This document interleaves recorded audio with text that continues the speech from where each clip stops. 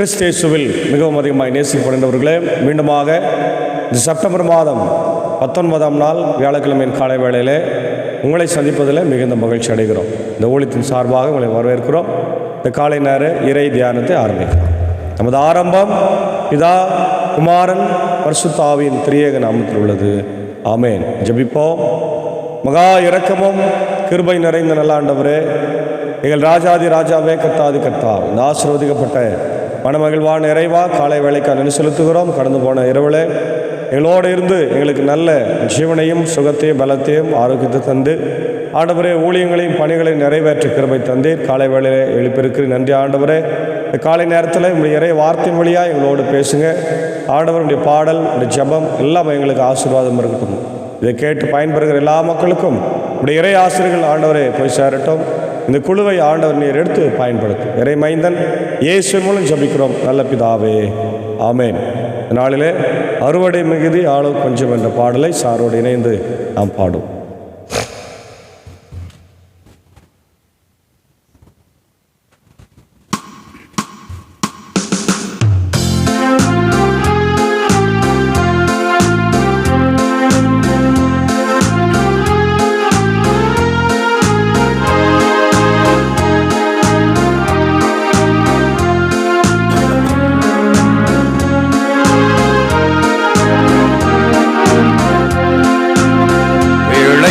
பலனை அறுப்பாரில்லை, விளைவின்னார் பலன் வாடிடுதே.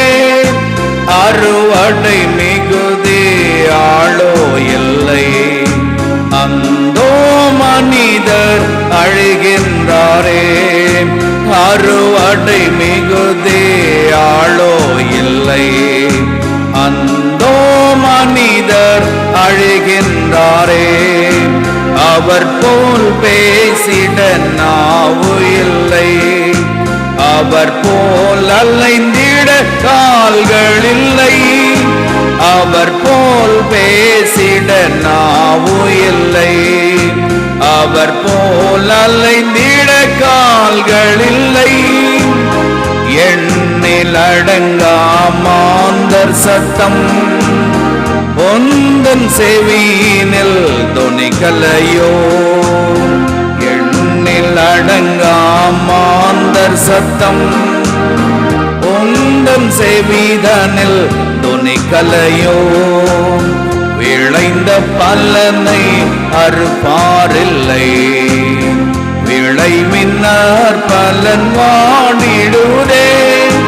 அறுவடை மிகுதி ஆளோ இல்லை, அந்தோ மனிதர் அழிகின்றாரே.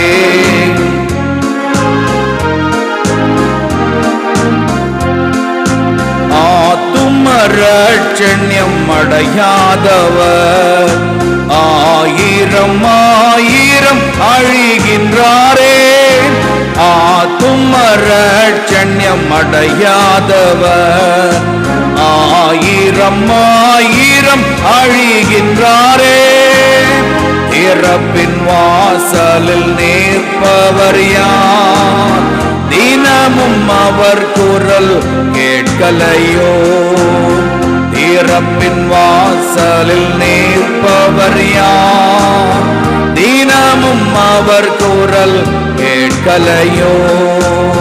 விளைந்த பலனை அறுப்பாரில்லை, விளைவின்னார் பலன் வாடிடுதே.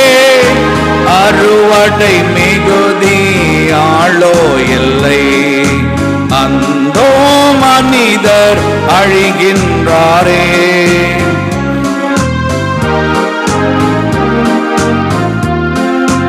ஆத்தும தரிசனம் கண்டிடுவாய், ஆண்டவர் வாக்கினை ஏற்றிடுவாய்.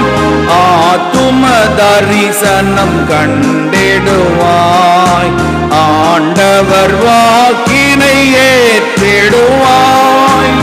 விரைந்து சென்று சேவை செய்வாய், விளைவின் பலனை அறுத்திடுவாய். விரைந்து சென்று சேவை செய்வாய், பலனை அறுத்திடுவாய். விளைந்த பலனை அறுப்பாரில்லை, விளைவினார் பலன் வாடிடுதே. அறுவடை மிகுதி ஆளோ இல்லை, அந்தோ மனிதர் அழுகின்றாரே.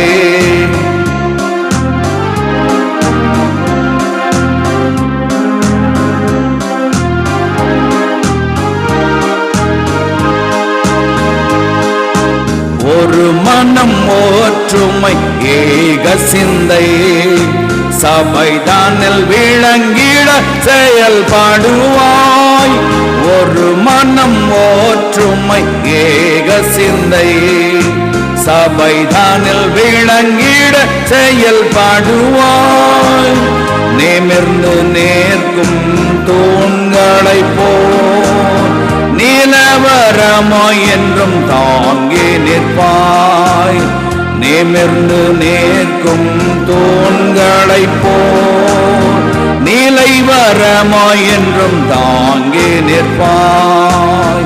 விளைந்த பலனை அறுப்பாரில்லை, விளைவினார் பலன் வாடிடுதே.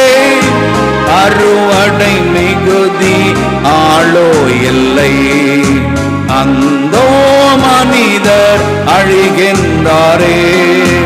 அறுவடை மிகுதி ஆளோ இல்லை, அந்தோ மனிதர் அழிகின்றாரே. அந்தோ மனிதர் அழிகின்றாரே. அந்தோ மனிதர் அழிகின்றாரே.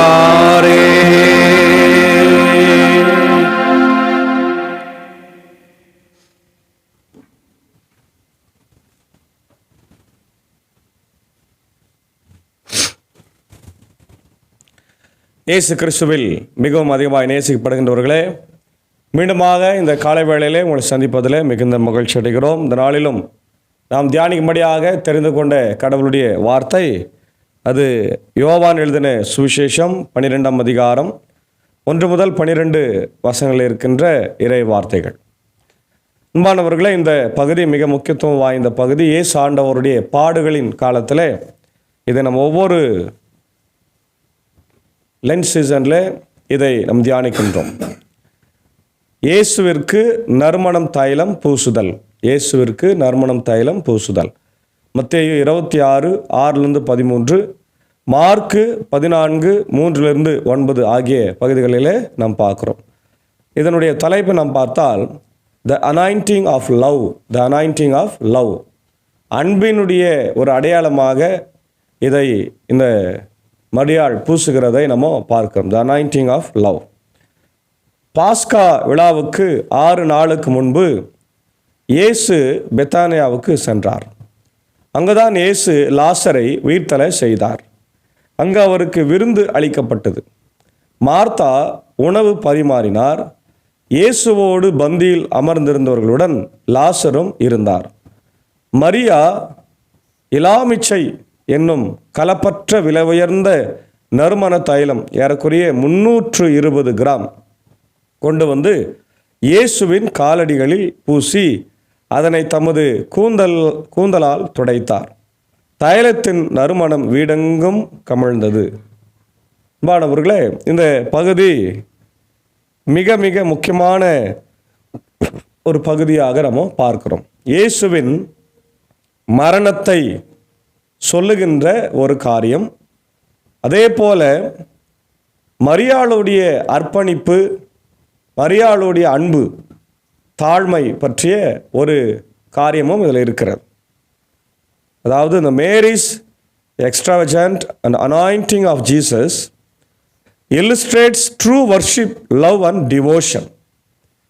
ஆண்டவர் மேலே வைத்திருக்கிற உண்மையான அன்பும், உண்மையான பற்றும், உறுதியும், விசுவாசமும், அதே போல அவர் மேலே வைத்திருக்கிற அளவற்ற அந்த தொழுகை, அளவற்ற மதிப்பு, இவையெல்லாம் இந்த இடத்துல நாம் பார்க்கின்றோம். இப்போது மரியாள் இயேசுவை மிகவும் விலை உயர்ந்த இந்த நறுமண தைலத்தினாலே அபிஷேகம் பண்ணுகிறார்கள். Mary anoints Jesus with very expensive perfume. Jesus feet she wiped with her hair. ஆண்டவருடைய பாதத்திலே அதை ஊற்றி அதை அவள் தன்னுடைய முடியினாலே அதை துடைக்கின்றாள். அன்பானவர்கள், இதில் நிறைய செய்திகளை நாம் பெற்றுக்கொள்ள முடிகிறது. ஒன்று, இயேசு மரிக்க ஆயத்தமாக இருக்கிறார். ஏனென்றால் கல்வாரி சிலுவையிலே அவர் மரித்த பிறகு அவரை இறக்கி அரிமத்தியா யோசேப்பும் நிக்கேதேமுவும் அரிமத்தியா யோசேப்பு கல்லறையில் ஒரு வெள்ளை நிற துணியை சுற்றி அவருக்கு நிறைய நறுமணங்களை, தைலங்களை, பூக்களை எல்லாம் போட்டு அடக்கம் பண்ணுறாங்க. இதை முன்கூட்டியே இங்கே மரியாள் நினைவுபடுத்துகிறதை நம்ம பார்க்கின்றோம். Remembering or telling the death of Jesus Christ, இல்லையா? இயேசு ஆண்டவர் தன் மரணத்தின் போது அதை மக்களுக்கு அறிவிக்கின்றவராகவே இருக்கிறார். ஒவ்வொரு முறையும் தன் சீடர்களுக்கும் மக்களுக்கும் அறிவிக்கிறார். ஆனால் நிறைய முறை அவங்களுக்கு அதை புரிஞ்சு கொள்ள முடியவில்லை. இங்கே வெறும் பப்ளிக்காக அதை மரியாள் செய்கிறார். ஒன்று. ரெண்டாவது, ஒரு பெண் இங்கே இயேசுவை ஆணாக யூத சமூகம் சித்தரிக்கிறது. ஆனால் கடவுளுக்கு எந்த பாலும் இல்லை, ஆண் பாலும் இல்லை, பெண் பாலும் இல்லை.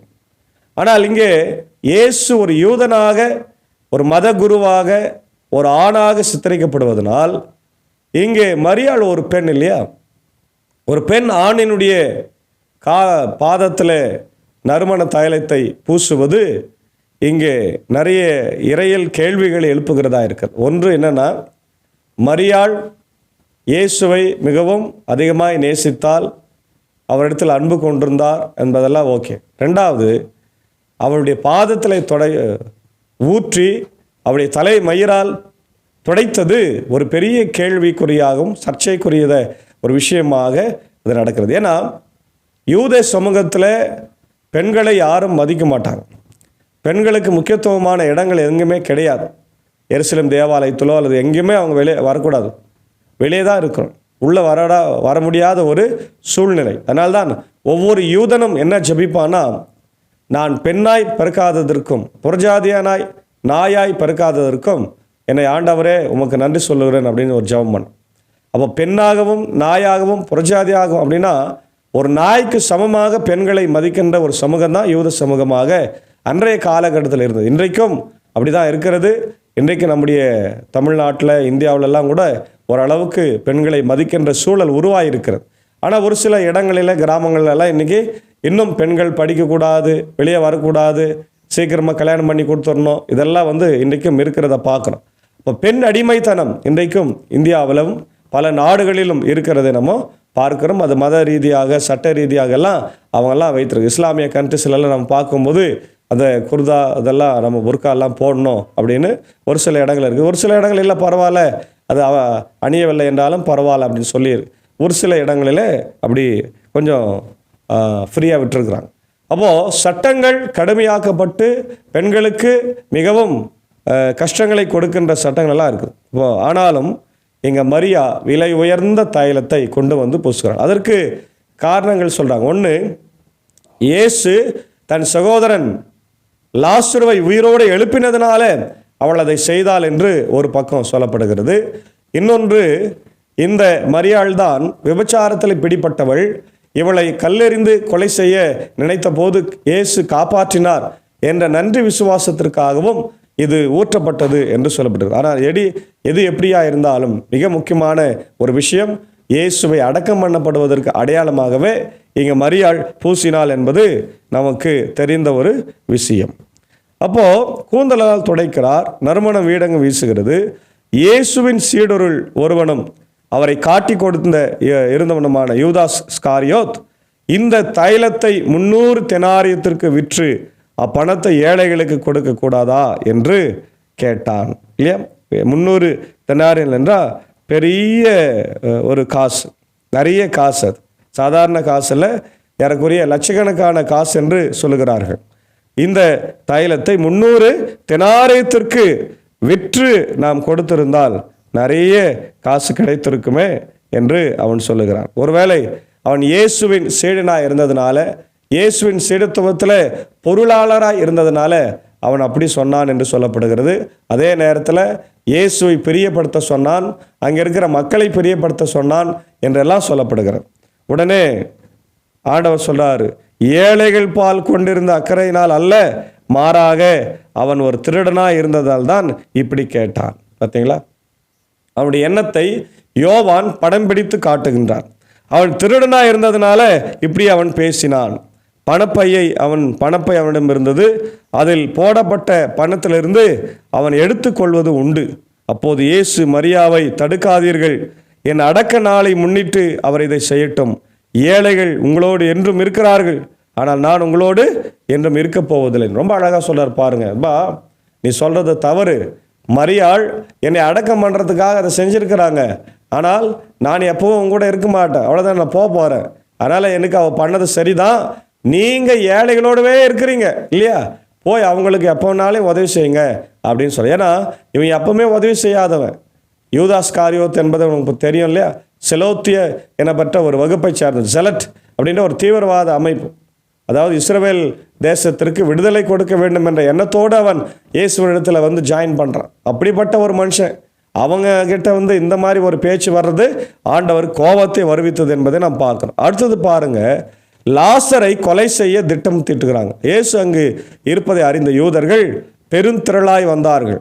அவர்கள் இயேசுவை முன்னிட்டு மட்டுமல்ல, அவர் உயிர்த்தெழ செய்திருந்த லாசருவை காண்பதற்காகவும் வந்தார்கள். ஆதலால் தலைமை குருக்கள் லாசரையும் கொன்றுவிட திட்டமிட்டார்கள். ஏன்னா இயேசு ஆண்டவர் லாசரு உயிரோடு எழுப்பினதுனால இயேசு ஆண்டவருடைய பேரும் புகழும் மிகப்பெரிய அளவில் பரவி இருந்தது. அதனால் அவருடைய பேர் புகழ் பரவிற்றே, அவருடைய மார்க்கம் பரவுகிறது, மக்கள் எல்லாரும் அவர் பின்னாடி சென்று விட்டார்களே என்று சொல்லி எங்க மத குருக்கள் எல்லாம் கோவப்பட்டு லாசருவையும் கொண்டுடலாம், இயேசுவையும் கொண்டுடலாம் அப்படின்னு சொல்லி திட்டம் திட்டுறாங்க பாருங்க. ஏனெனில் லாசரின் காரணமாக யூதரிடமிருந்து பலர் விலகி இயேசுவிடம் நம்பிக்கை கொண்டார்கள். ஹல்லேலூயா. பார்த்தீங்களா, அநேக மக்கள் யூத சமூகத்திலிருந்து வெளியே வந்துட்டு இயேசுவிலே நம்பிக்கை வைக்கிறாங்க. பிரியமான தேவனுடைய பிள்ளைகளே, இங்கே நாம் கற்றுக்கொள்ள வேண்டிய விஷயம் ஒன்று, மரியாவை போல நாமும் நம்மை அர்ப்பணிக்க வேண்டும். ரெண்டாவது, யூதாஸ் காரியத்தை போல பணப்பையை வைத்திருந்தால் நம் ஆண்டவருக்கு பிரியமுள்ளவர்களாய் வாழ வேண்டும். அது ஆலயத்தில் இருந்தாலும் சரி, வீட்டில் இருந்தாலும் சரி, நம்ம வாழ வேண்டும். அப்போது அடுத்தது இங்கே பார்க்குறோம், இயேசு ஆண்டவருடைய மிக முக்கியமான இந்த நிகழ்வை செய்தது எந்த மரியாள் அப்படின்ற ஒரு கேள்வி நமக்கு இருக்கிறது. யோவான் 12:1-8 இப்போ நம்ம பார்த்த பகுதியில் பார்த்தீங்கன்னா, சிஸ்டர் ஆஃப் மார்த்தா, அதாவது அண்ட் லாசரஸ், மார்த்தானுடைய சகோதரியும் லாசருடைய சகோதரியும் என்று சொல்லப்படுகிறது. அவங்க தான் பெத்தானியில் அந்த பாஸ் ஓவர் என்று சொல்லப்படுகிற பாஸ்கா நிகழ்வுக்கு 6 நாளுக்கு முன்னாடி இதை செய்தாங்க அப்படின்னு நம்ம பார்க்கணும். ரெண்டாவது, லூக்கா 7:36-50 பார்த்தீங்கன்னா, ஒரு பெயர் தெரியாத ஒரு பெண்மணி அல்லது மேரி மேக்தலின் இல்லையா, மகதலேனா மரியா என்று சொல்லப்படுகிறது, அவர்கள் இங்கே பூசினார்கள். லூக்கா 7:37-38 அவருடைய பாவங்கள் மன்னிக்கப்பட்டது என்று சொல்லப்படுகிறதா பார்க்குறோம். அதே போல் மத்தேயு 27 கூட பார்க்குறோம், மேரி மகதலேனா மரியாள் என்று நம்ம பார்க்குறோம். இந்த மாதிரி பல ட்ரெடிஷன்ஸ், கேத்தலிக் ட்ரெடிஷனில் மேரி ஆஃப் பெத்தானி தான் சொல்கிறாங்க. சிலர் என்ன பண்ணுறாங்கன்னா, மேரி ஆஃப் பெத்தானி வேறு, மேரி ஆஃப் மேக்தலின் வேறு அப்படின்னு சொல்கிறாங்க. ஈஸ்டர்ன் ஆர்த்தடாக்ஸ் ட்ரெடிஷனில் பார்த்தீங்கன்னா, ஐடென்டிஃபை த சின்ஃபுல் உமன், பாவியான ஒரு மனுஷி வந்தா இல்லையா, அவள் தான் சொல்கிறாங்க, அவங்க தான் மேரி மேக்தலின். மேரி ஆஃப் பெத்தானி அவங்க வேற ஒருத்தர் அப்படின்னு சொல்கிறாங்க. ப்ரோட்டஸ்டன்ட், நம்ம சார்ந்திருக்கிற லுத்ரன்ஸ் இவங்களெல்லாம் சொல்லும் போது சின்ஃபுல் உமன், பாவியான மனுஷி தான் இயேசுவுக்கு அபிஷேகம் பண்ணது, அவங்க பேர் தான் மேரி மேக்தலின். அதே போலவும் இந்த யோவான் 12ஆம் அதிகாரத்தில் சொல்லப்படுகிற மேரி மேக்தலினும் ஒரே ஒருவர் தான். Is not a separate, considered as a same woman அப்படின்னு சொல்கிறாங்க. எதுவாக இருந்தாலும் நாம் மரியாளை போல நம்மை அர்ப்பணிக்கவும் ஆண்டவரை அபிஷேகம் செய்கின்ற மக்களாகவும் அதே நேரத்தில் நாம் ஆண்டவருக்கு உண்மை உள்ள மக்களாக வாழவும் இங்கே அழைக்கப்படுகிறோம். மரியாள் பெண்ணாக இருந்தாலும் தன்னுடைய எல்லா நிலைமையையும் அவர் மறந்து விட்டு ஆண்டவருக்கு அந்த தைலத்தை பூசி அபிஷேகம் செய்தார்கள். நாமும் கூட நம்மை ஆண்டவருடைய பாதத்தில் நம்மை அர்ப்பணிக்க வேண்டும், தாழ்த்த வேண்டும், ஒரு இடத்துல சேர வேண்டும். அப்படிப்பட்ட ஒரு இறை வாழ்வை நாம் பெற்றுக்கொண்டு வாழ தூய ஆவியானவர் தாம் இந்த நாளில் நம்மை ஆசீர்வதித்து காப்பாராக. ஆமேன். ஜெபம் செய்வோம். மகா இரக்கமும் கிருபை நிறைந்த நல்ல ஆண்டவரே, எங்கள் ராஜாதி ராஜாவே, கர்த்தாதி கர்த்தாவே, இந்த ஆசீர்வதிக்கப்பட்ட மனமகிழ்வான இறைவா, காலை வேளைக்காக நாங்கள் நன்றி சொல்லுகிறோம். இந்த நாளிலும் ஆண்டவரே, மரியாள் தன்னுடைய ஆண்டவரை விலை உயர்ந்த நலதம் என்ற தைலத்தை இயேசுவின் மேலே பூசி அவருடைய அடக்கத்தை நினைவு கூறுகிறாள். ஆண்டவர், இன்றைக்கு நாங்களும் கூட இயேசுவனுடைய மரணத்தை ஆண்டவரை நினைவு கூர்ந்து அநேக மக்களுக்கு நாங்கள் சாட்சியாக, சிலுவைக்கு சாட்சியாக வாழ கர்த்தாவே நீர் கிருபை தர வேண்டும் என்று கெஞ்சி மன்றாடும். இந்த இறை வார்த்தையை தினந்தோறும் ஆண்டவரை காலைதோறும் கேட்டு பயன்பெறுகிற எங்கள் சபையார்கள், சபையார் இல்லாதவர்கள், கிறிஸ்தவர்கள், கிறிஸ்தவர் அல்லாதவர்கள், ஆண்டவர் எல்லாருக்கும் ஜெபிக்கிறோம். ஆண்டவர் எல்லாரும் உங்களுடைய பிள்ளைகள் ராஜா. ஆண்டவரே, நாங்கள் உங்களுடைய பிள்ளைகளாக இருக்கிறோம். ஆகவே எங்கள் எல்லாருக்கும் நல்ல சுகம், பலன், ஜீவன், ஆசீர்வாதம், ஆரோக்கியத்தை தாரும். இந்த நாளின் பணிகளையும் பயணங்களையும் ஆசீர்வாதியும், இவருடைய குடும்பங்களை ஆசீர்வாதியும், நாங்கள் சார்ந்திருக்கிற இவருடைய தேசத்தை, இவருடைய இந்திய திருச்சபையை ஆண்டவர், இந்தியாவில் இருக்கிற அனைத்து கிறிஸ்தவ திருச்சபைகளையும் ஆசீர்வாதியும். மிஷினரிகள், FMBB, ஜெம்ஸ், ஆண்டவரை, NMSI போன்ற மிஷினரிகள் எல்லாரையும் கூட கர்த்தர் ஆசீர்வதிக்க வேண்டும் என்று கெஞ்சி மன்றாடும். இந்த காலை நேரத்தில் இந்த ஊழியத்தில் எங்களோடு இருக்கிற அவருடைய அன்பர் சாருக்காக, ஆண்டவர் ஏஞ்சி அக்காவுக்காக, அன்பான பிள்ளைகள் மாத்தாள் மரியாளுக்காக, அன்புக்குரிய ஆசிரியர் ஆண்டவர் சாக்கோ சாருக்காக, ஆண்டவர் அன்பான டீச்சருக்காக ஜபிக்கிறோம். இசை வழி பயணத்தில் அநேக மக்களுக்கு ஆசீர்வாதமாக இருக்கிற சாரையும் ஆண்டவர் எடுத்து பயணப்படுத்தி கொண்டிருக்கு நன்றி செலுத்துகிறோம். அவரையும் குடும்பத்தையும் ஆசீர்வாதிங்க. அநேக இடங்களில் அவர் சென்று ஊழியத்தை நிறைவேற்ற கர்த்தர் கிருபை தார். இதை ஒவ்வொரு நாளும் கேட்டு பயன்பெறுகிற மக்களுடைய வாழ்க்கையில் இந்த கிருபை தங்கிட்ட ராஜா. அவருடைய இந்திய தேசத்தின் தலைவருக்காக ஜபிக்கிறோம். அவருடைய ஜனாதிபதி, பிரதமர், இப்படி எல்லா மாநிலத்தினுடைய முதலமைச்சர், கவர்னர்களுக்காக ஜபிக்கிறோம். கர்த்தர் ஒவ்வொருவரையும் பேர்பராய் தனித்தனியாக தொட்டு ஆசீர்வதிங்க. கர்த்தாவே, இதோ இந்த நாளில் உலக நாடுகளுக்காக, அமைதிக்காக, சமாதானத்துக்காக வேண்டிக் கொள்கிறோம். அமைதியும் சமாதானமும் ஆண்டவர் எல்லா நாடுகளிலும் பரவி இருக்க வேண்டும் என்று கெஞ்சி மன்றாடும். இந்த காலை நேரத்தில் பிறந்த நாட்களுக்கு நன்றி செலுத்துகிறேன். ஆண்டவரே, இதோ உடன் உண்மையான படித்த தோழன் பால் தினகரன் அவர்களுக்காக, அவருடைய அன்பு மனைவி, பிள்ளைகளுக்காக ஜபிக்கிறோம். கர்த்தர் ஆசீர்வாதியும் வழிநடத்தும்.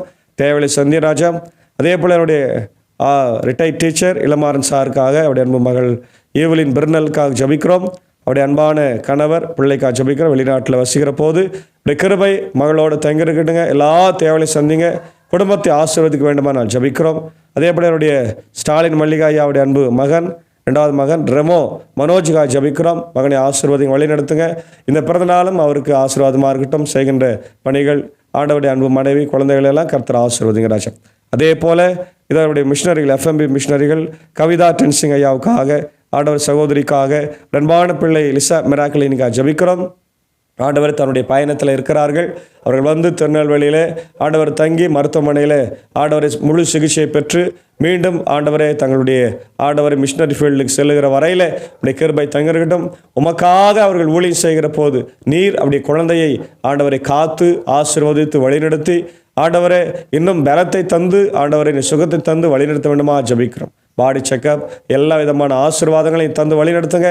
பண உதவி, பொருளாதார உதவிகளை தேவன் பரத்திலிருந்து நீர் சந்திக்க வேண்டும் என்று ஜெபிக்கிறோம். தொடர்ந்து ஆண்டவர் இந்த குழுவை எடுத்து பயன்படுத்துங்க. இந்த செய்தியை ஆண்டவர் யூடியூப், வாட்ஸ்அப், ஃபேஸ்புக் லைவ் வழியாக பார்த்து கேட்டு பயன்பெறுகிற எல்லா மக்களுடைய வாழ்க்கையில் உம்முடைய இறை ஆசிரியர்கள் ஆண்டவர் தங்கியிருந்து வழிநடத்தட்டும். தொடர்ந்து உம்முடைய ஆசீர்வாதத்தின் கரம் இந்த நாளின் பணிகளையும் பயணங்களையும் எங்களுக்கு ஆசீர்வதிக்கட்டும். துதி கனமாகி உமக்கே செலுத்துகிறோம். இயேசுவின் மூலம் ஜெபிக்கிறோம் நல்ல பிதாவே, ஆமென். நமது ஆண்டவராக இயேசு கிறிஸ்துவின் கிருபை, பிதாவின் அன்பு, பரிசுத்த ஆவினை நாளில் நம்முடைய ரோடு கொண்டிருப்பதாக. ஆமென்.